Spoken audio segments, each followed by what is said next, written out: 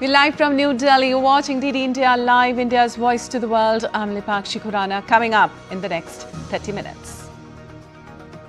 Prime Minister Narendra Modi to flag off India's first hydrogen-powered train from Haryana's Jind, also to inaugurate several developmental projects.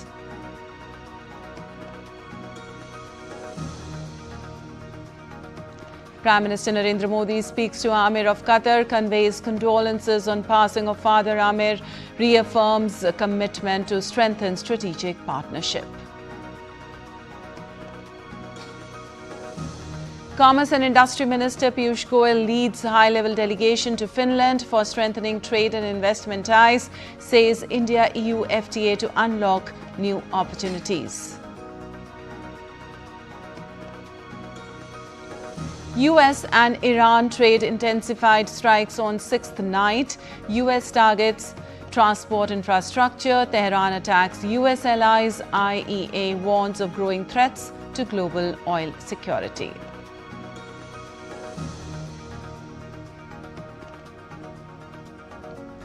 And wildfires rage in US and Europe amid soaring temperatures. Spain put on alert. Hazardous Canadian wildfire smoke choking millions.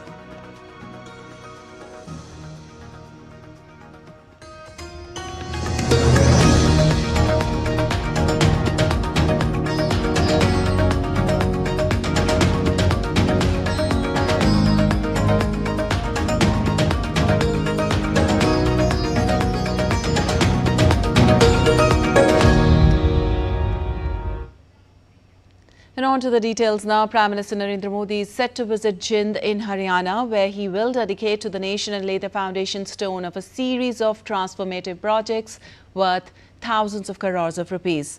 The visit will also mark a major milestone in India's green mobility journey with the flagging off of the country's first hydrogen-powered train. More in this report. A new chapter in Haryana's development journey is about to unfold. Prime Minister Narendra Modi's visit to Jind is expected to bring a major boost to rail connectivity, road infrastructure, healthcare, and sustainable transport, reinforcing the vision of Viksit Bharat. The centerpiece of the visit will be the flagging of India's first hydrogen-powered train on the Jind-Gohana-Sonipat section, powered by clean hydrogen fuel cells. The train represents a significant step towards decarbonizing Indian railways and advancing the country's green mobility ambitions. The project also strengthens Haryana's emerging role as a hydrogen energy hub. Haryana के लिए गर्व की बात है, हमारे लिए जींद के लिए बड़े गर्व की बात है कि देश की पहली ट्रेन हाइड्रोजन ट्रेन जींद से सोनीपत के बीच में चलेगी. During the program, the Prime Minister will dedicate and lay the foundation stone for multiple development projects across Haryana. PM Modi will dedicate to the nation the first phase of Delhi-Amritsar Katra Expressway, built at a cost of 9,680 crore rupees. With this, the travel time between Delhi and Katra will be reduced from 14 hours to just 6 hours. Delhi-Amritsar journey will now be completed in just 4 hours instead of 8 hours. PM will also inaugurate the Ambala-Kalkan National Highway and the Jind-Gohana Greenfield Highway. Travel time between Jind and Gohana will now come down to just 40 minutes. Healthcare infrastructure will also receive a significant boost with new medical colleges and upgraded facilities expected to enhance access to quality healthcare, particularly in southern Haryana. From the heart of Haryana, India is going to usher in a new era of clean mobility when Prime Minister Narendra Modi on Friday will flag off the country's first hydrogen-powered train on the Jind-Sonipat route, a landmark step towards cleaner, zero-emission rail transport. With camera person Piyush Verma, this is Tanvi Taneja for DD India in Jind, Haryana. Well, ahead of the launch, Prime Minister Narendra Modi has hailed the launch of India's first hydrogen-powered train as a major step towards clean and sustainable mobility. Taking to social media platform X, Prime Minister Modi said, "From Jind, India's first hydrogen-powered train will be flagged off, which will connect Jind and Sonipat. India becomes one of the select group of nations that have such trains. This will go a long way in ensuring that India adopts clean technology in the railway sector."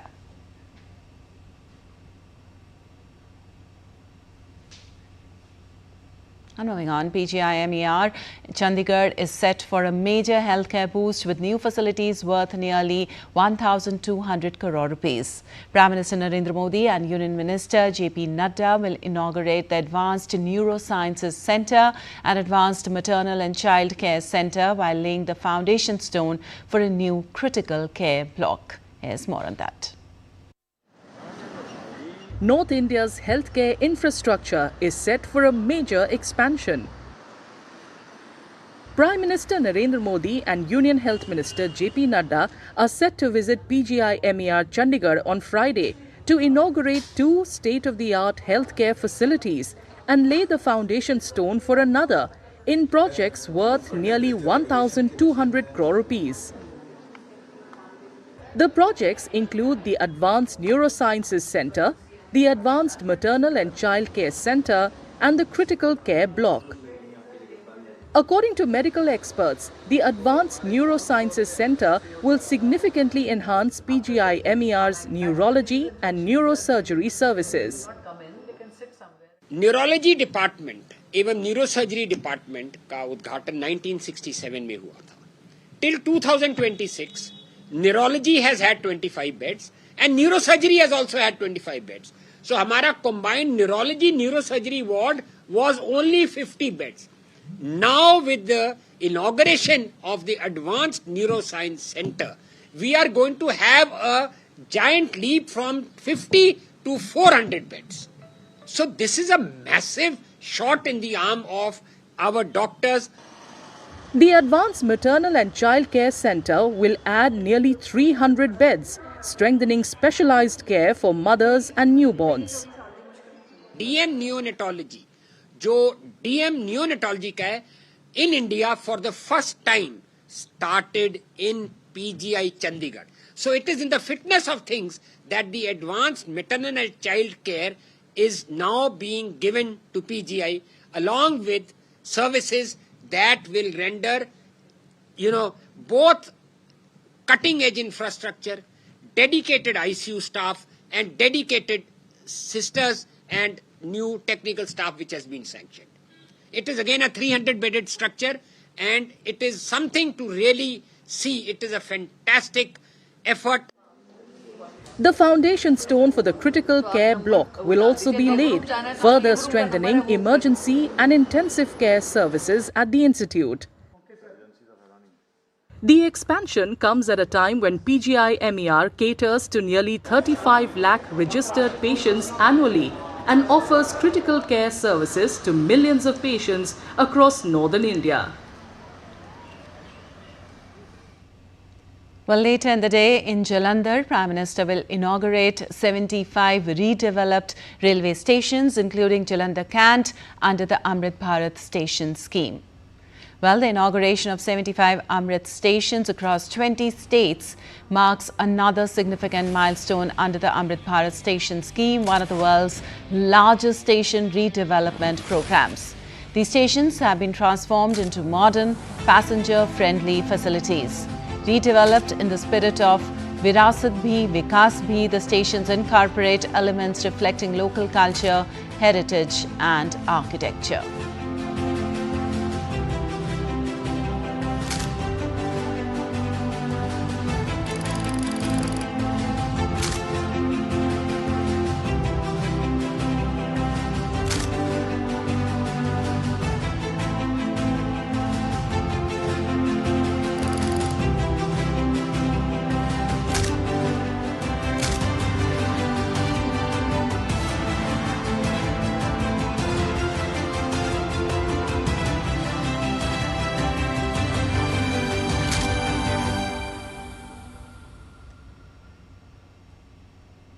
And moving on, Prime Minister Narendra Modi spoke with Qatar's Amir Sheikh Tamim bin Hamad Al Thani to convey India's condolences over the passing of former Amir Sheikh Hamad bin Khalifa Al Thani. Remembering the late leader's contribution to bilateral ties, Prime Minister Modi said his enduring legacy would continue to guide India and Qatar as the two countries deepen their strategic partnership. This came days after India observed a one-day national mourning in honor of the former Qatari leader, reflecting the importance New Delhi attaches to its relationship with Doha and the late leader's role in strengthening those ties.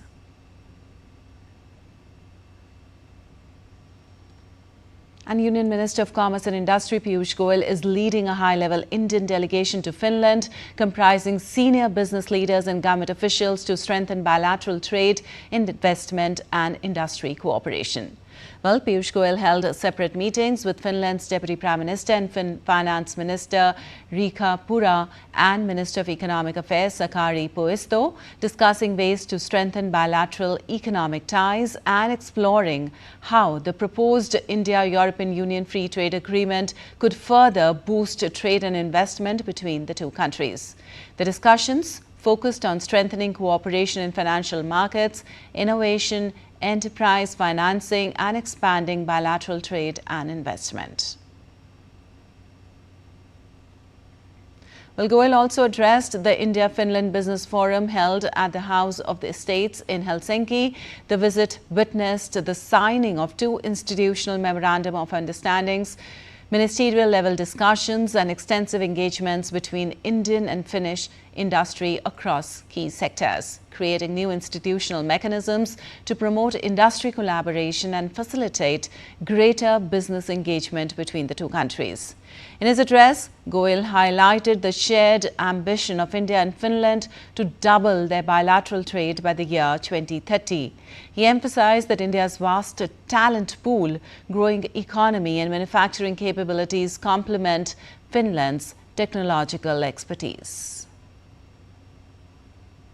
That desire, that urge, that aspiration to put in the best, to work long hours, to work extensively, partner with all of you, work along with you to co-create, co-design, co-innovate, co-produce, co-manufacture, co-market, both in India, in Europe, all across the world. A sea of opportunities that we are potentially opening up as we finalized the free trade agreement between the European Union and India.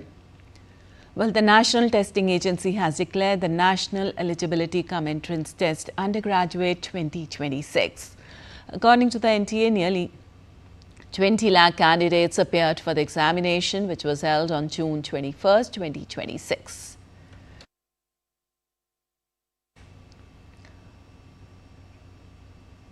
The highest score of 715 out of 720 was jointly secured by Aryan Gupta from Punjab and Panshul Bansal from Haryana. A total of 138 candidates scored above 690 marks, while 19 candidates scored more than 700 marks.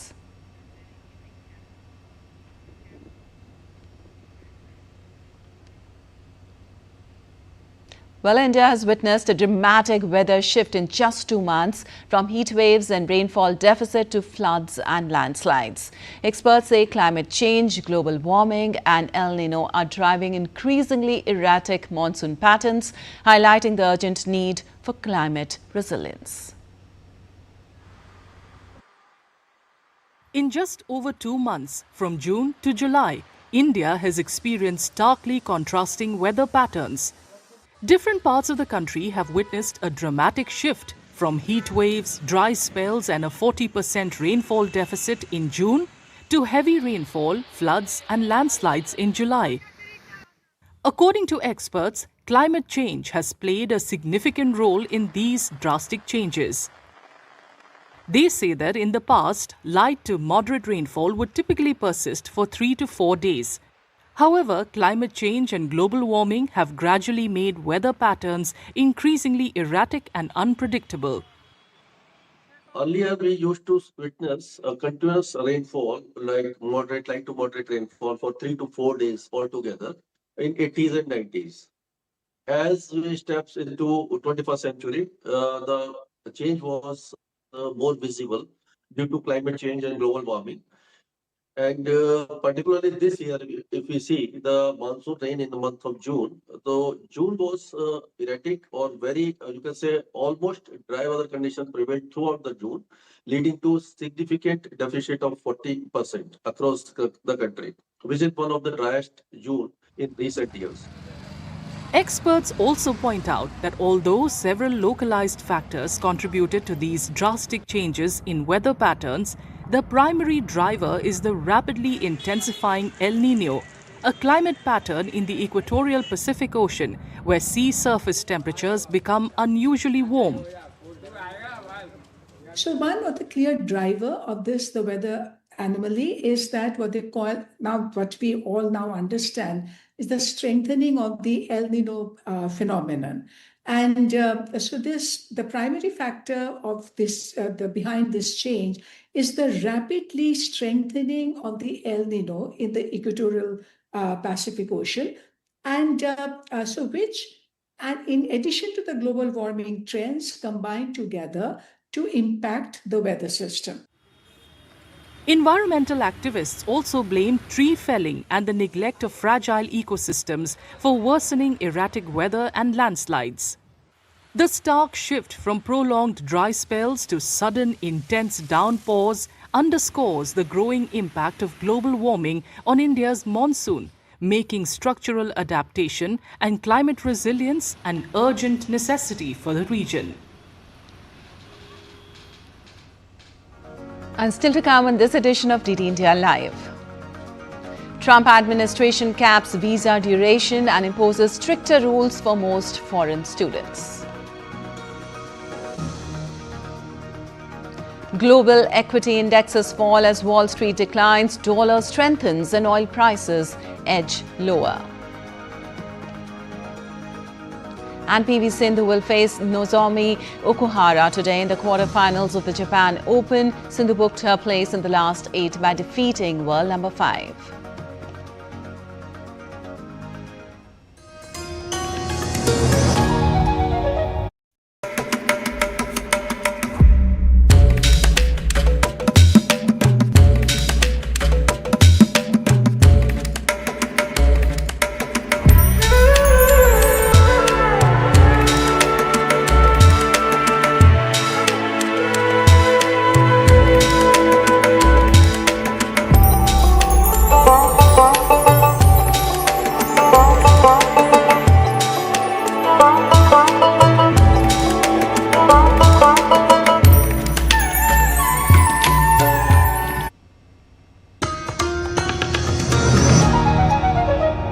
Welcome back. You're watching DD India Live. I'm Lipakshi Kuran, and moving on, US forces launched strikes against Iran for a 6th night in a row, and Tehran hit back at US allies in the Gulf as the foes battled over the vital Strait of Hormuz. US Central Command also said it had redirected 3 vessels trying to circumvent the blockade since it went back into effect amid renewed fighting. The U.S. military said American forces boarded a ship in the Gulf of Oman as part of Washington's renewed blockade of Iranian ports. Also, the White House said Iran continues to talk to the U.S. and wants to make a deal. White House spokesperson Caroline Leavitt said that the Strait of Hormuz is open for ships that are not traveling to or from Iranian ports, and that the U.S. Navy remains there to ensure that can take place. Now, Iran's news agency reported that locations in the southern Iranian port city of Bandar Abbas were hit on Thursday night by U.S. attacks. The strikes caused power outages in parts of the city and damaged a communication tower. A residential area in Bandar Abbas was also hit, leaving at least 7 people injured. Local hospitals are currently providing emergency medical care to the wounded. Meanwhile, International Energy Agency Executive Director Fatiha Birol said if the U.S. and Iran do not increase oil flowing through the Strait of Hormuz soon, the world should worry about energy security.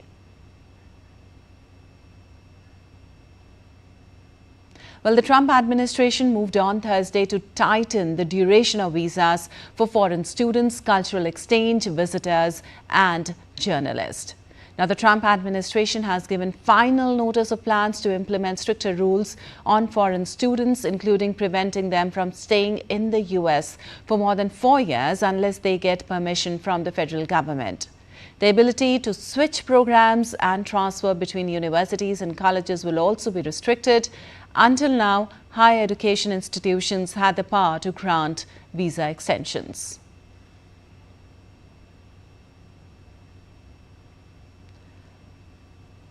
Well, the new final rule from the Department of Homeland Security creates a fixed time period for F visas for international students, J visas that allow visitors on cultural exchange programs to work in the U.S., and I visas for members of the media. Now, those visas are currently available for the duration of the program or employment in the U.S.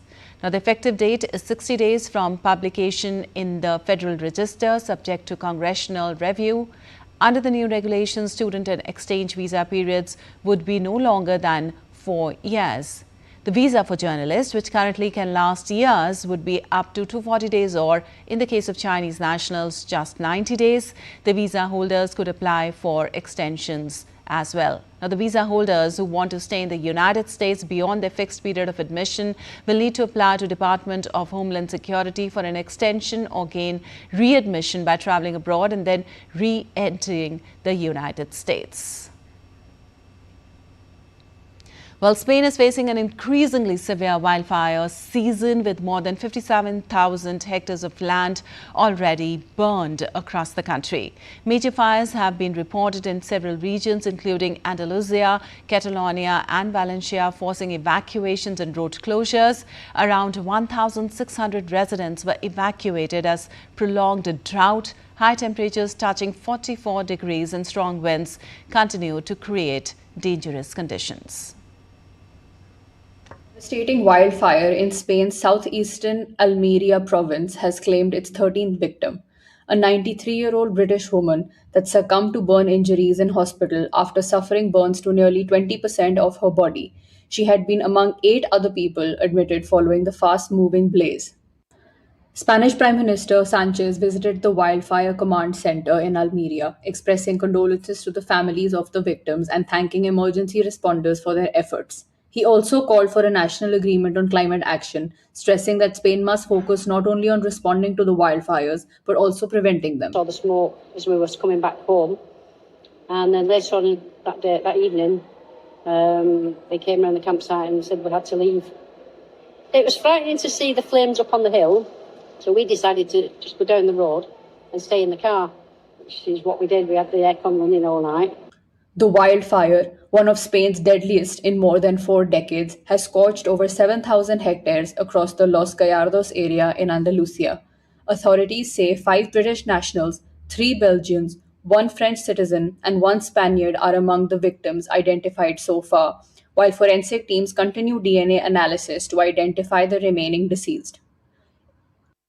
Over the back of the house there, to be in. I was at the bar. I thought, well, I can go to the bar, let everything die down, and then boom, it was through. It was in front of the bar. Our way again. So we've got some essential stuff out of the house, and now we're here waiting to see what happens. Basically, I don't know. Horrible. I've been helping people evacuate. I've been helping children getting out, taking people to refuge centres. I've talked to survivors who were with him and who went through the entire ordeal, except, of course, the last tragic part. And nobody received official notifications. Emergency services have now stabilized the fire perimeter, allowing more than 1,000 evacuated residents to return home. However, several people are still reported missing, and investigations into the cause of the blaze remain underway. Officials have urged residents to remain vigilant as Spain continues to battle an intense wildfire season, fueled by extreme heat and dry conditions. This is Atman Sandhu in Spain for DD India. Well, also Canada is facing an intense wildfire season with hundreds of active fires burning nationwide and more than 100 considered out of control. Wildfire smoke from northwestern Ontario blanketed parts of Canada and the northeastern United States, reducing air quality across the region. Thousands of residents have been forced to leave their communities as authorities work to contain the blazes and protect areas at risk. Ontario's requested federal support, including possible military assistance to help evacuate remote northern communities threatened by the wildfires. The wildfires also blanketed a broad swath of the United States from the Midwest to the Northeast on Thursday, prompting officials to warn residents to stay indoors. Detroit had the worst air quality of any city in the world on Thursday with a reading of 600. Federal data showed dangerous smoke levels across Minnesota, Michigan, northern Illinois and northern Ohio, with at least 10 U.S. states reporting unhealthy air quality. And in business news, equity indexes around the world fell on Thursday. On Wall Street, the Dow Jones Industrial Average fell by 105.67 points. The S&P 500 fell 0.5% and the Nasdaq Composite fell by 387.28 points. Oil futures edged lower, with the U.S. crude settling down 0.8% to $78.95 a barrel, while Brent settled at $84.23 per barrel, down by 0.85%. The dollar edged higher against major peers, which measures the greenback against a basket of currencies, including the yen, and the euro rose 0.3% to 100.74, while the euro fell 0.2%. And some sports news. PV Sindhu remains India's hope at the Japan Open 2026 badminton tournament after advancing to the women's single quarter-finals. Sindhu will now take on Japan's Nozomi Okuhara for a spot in the semi-finals. Okuhara reached the quarter-finals after top seed An Seung of South Korea withdrew from their second-round match, giving the Japanese shuttler a walkover. The two have known each other's game since their junior days, having faced each other several times under the under-19 circuit. All right, that's all for this edition of DD India Live, but let us know your thoughts on the news of the day. For those on the go, you can get all the latest news and updates from India and across the world on the DD India mobile app. The app is available on both Android and iOS platforms. Scan the QR code on the screen to download now. We'll be back with more news as it breaks here on DD India. I'm Lipakshi Khurana from all of us here in Delhi. Thanks for watching DD India Live.